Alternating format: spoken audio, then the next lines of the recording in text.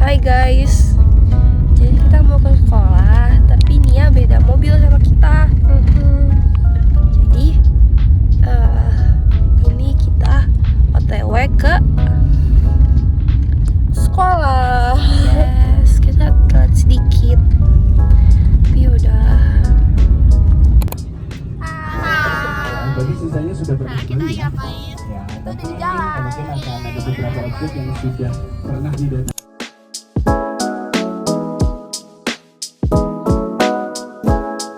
Kita percaya terhadap taman-taman, tapi Pulau Dewata Bali adalah sakral. Untuk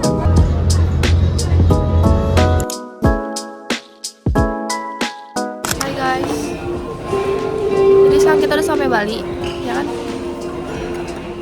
Sekarang kita lagi makan. Kita ikuti vlognya Amel.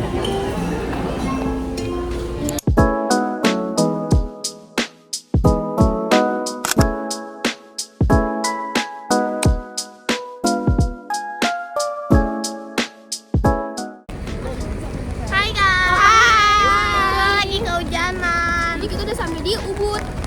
Apa namanya tempatnya? Ulun Danu Beratan. Oh my god. Ini yang suka jadi wallpaper HP Oppo. Emang iya? Iya, terus yang ada di uang. Wah, uang Iya. 50.000. Sesampainya di Bali, kami langsung menuju Danau Beratan Budugul.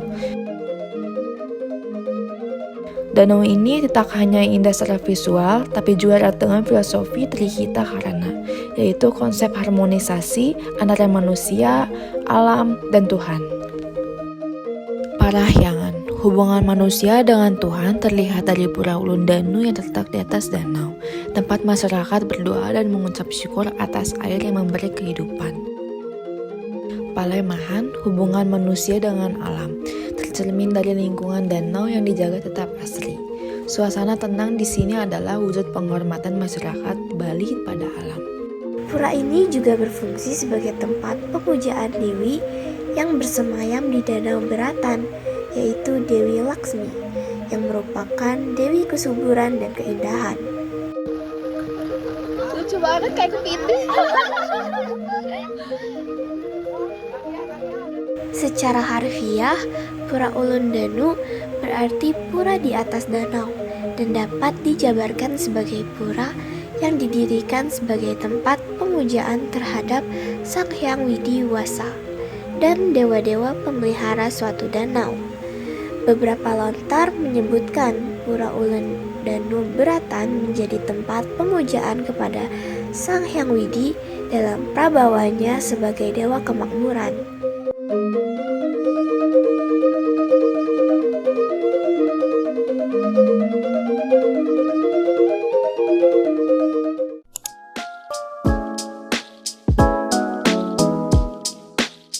Jadi kita udah beli makanannya.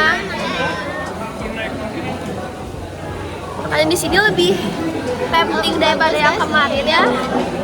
Kita bakal makan dulu. Ya, ada dessert juga. Nanti videonya makan dulu. Bye. Bye. bukan jadinya, ya. Nah, seperti itu. Oke. Ini kelas 1 ya? Oh, kelas 3. Maksud satu mereka pun juga satu Tuhan yang Maha Esa.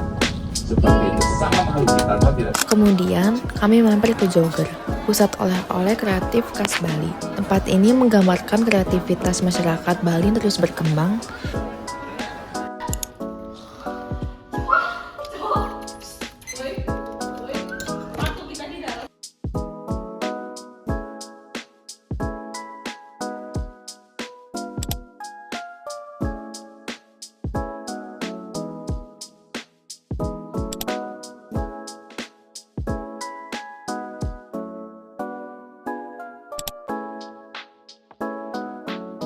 Nah, tol di Bali ini menjadi salah satu tol yang unik karena memiliki perbedaan-perbedaan dari tol lain yang ada di Indonesia.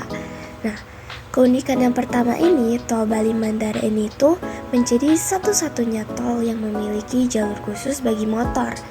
Nah, selain itu, tol Bali Mandara ini tuh juga merupakan salah satu tol di atas laut terpanjang dunia.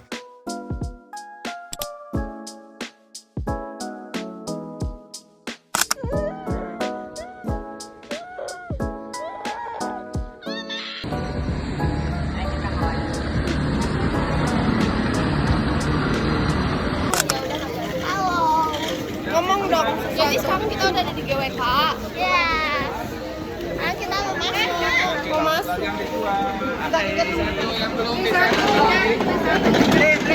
Siapa yang gak kenal patung GWK sih? Nah, patung GWK ini adalah patung Dewa Wisnu yang menunggang burung Garuda. Patung ini dibuat oleh Inyomanuarta dalam waktu hingga 28 tahun loh. Makna patung GWK ini sendiri yang pertama ini ada dari patung Dewa Wisnu yang menggambarkan peran pentingnya sebagai penjaga dan pemelihara dunia.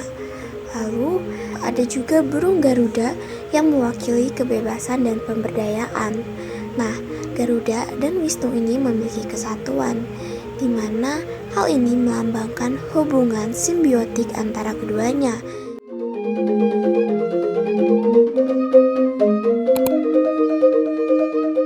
Kalau kita bicara tentang budaya Bali, ada pertanyaan menarik. Apakah budaya Bali ini menunjukkan ekstensi identitas Bali yang semakin kuat, atau justru kebalikannya? Maksudnya, apakah budaya ini berkembang seiring dengan pariwisata, atau malah tergelusur menjadi sekedar daya tarik komersial? Tari kecak ini misalnya, awalnya tarian ini digunakan untuk ritual spiritual, tapi sekarang juga ditampilkan sebagai hiburan bagi wisatawan. Di satu sisi, ini menunjukkan bagaimana budaya Bali tetap hidup dan diperkenalkan ke dunia. Namun di sisi lain, ada resiko bahwa esensi spiritualnya bisa berkurang karena tekanan komersialisasi. Dinamika pariwisata ini membawa kita ke pertanyaan yang lebih besar. Apakah terjadi pergeseran nilai-nilai budaya Bali? Dan kalau iya, apakah hal itu mengancam keberlangsungan mereka? Pariwisata memang memberikan dampak ekonomi yang besar, tapi ada resiko budaya yang hanya dijadikan produk untuk dijual. Contohnya beberapa pura kini yang lebih sering dikunjungi sebagai destinasi wisata daripada sebagai tempat ibadah. Namun, masyarakat Bali cukup adaptif. Mereka menetapkan aturan yang jelas untuk pengunjung seperti menjaga kesucian Bali dan menghormati tradisi. Ini menunjukkan usaha mereka untuk menjaga keseimbangan antara tradisi dan modernitas. Jadi, ada dua permasalahan pokok yang perlu diperhatikan. Yang pertama, ada bagaimana budaya Bali tetap menjadi bagian dari identitas mereka, bukan sekedar produk wisata. Yang kedua, bagaimana memastikan perkembangan pariwisata tidak merusak harmoni budaya dan nilai-nilai spiritual Bali.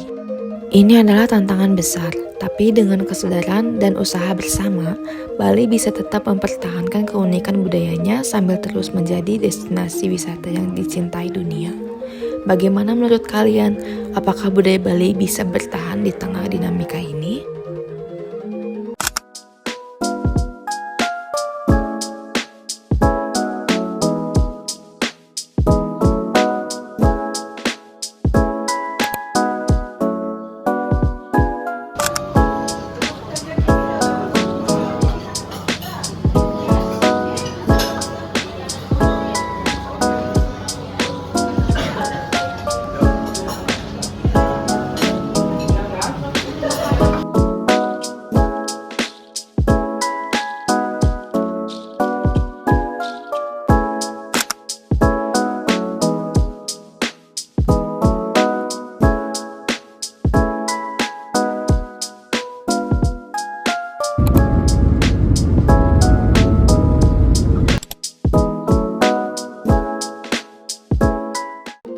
Daya tarik dari Pura Tanah Lot tidak hanya tentang pemandangannya, tetapi ada juga keberadaan ular suci yang konon dipercaya sebagai penjaga Pura Tanah Lot Bali.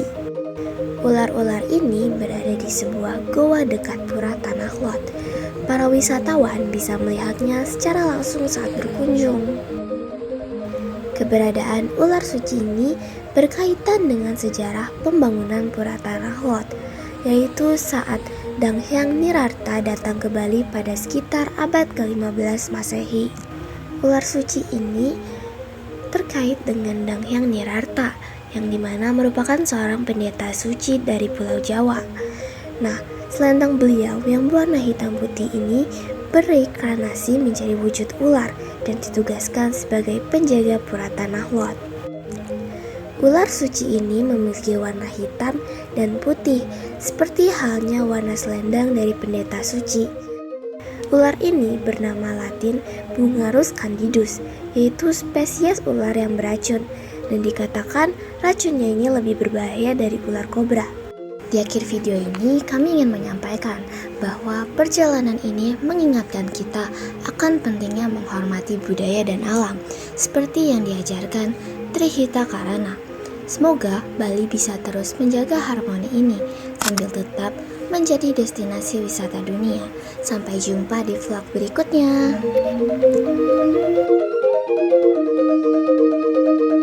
Say, Pak Bambang mantap. Say, Bang Bambang mantap.